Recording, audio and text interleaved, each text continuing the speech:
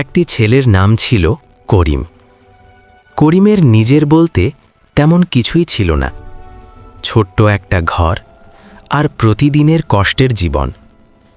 দিন এনে দিন খেত সে। লোকেরা অনেক সময় করিমকে অবহেলা করত। কেউ বলতো এভাবে কিছু হবে না, কেউ আবার তার দারিদ্র্য দেখে হাসত। কিন্তু করিম চুপচাপ নিজের কাজ করে যেত। সে বিশ্বাস করত আজ না হোক একদিন তার পরিশ্রম ফল দেবে। প্রতিদিন ভোরে উঠে সে কাজ খুঁজতে বের হতো, কখনো মাঠে, কখনো মানুষের বাড়িতে। কাজ ছোট হোক বা বড়, করিম কখনো লজ্জা পেত না।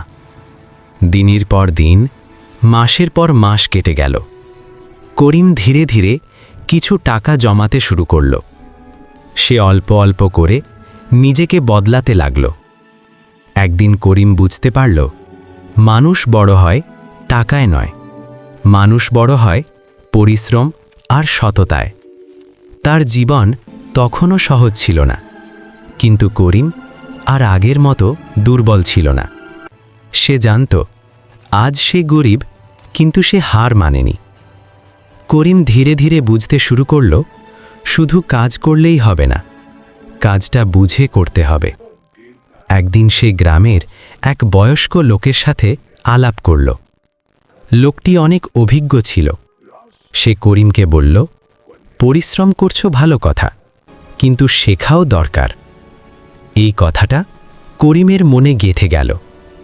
এরপর করিম যখনই কাজ করত, সে মন দিয়ে দেখত, শুনত, শিখত।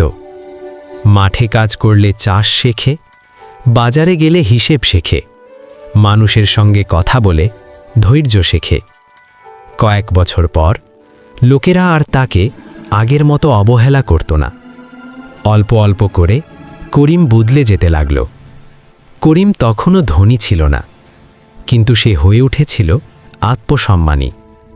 বরং কেউ কেউ কাজের জন্য তার পরামর্শ চাইত।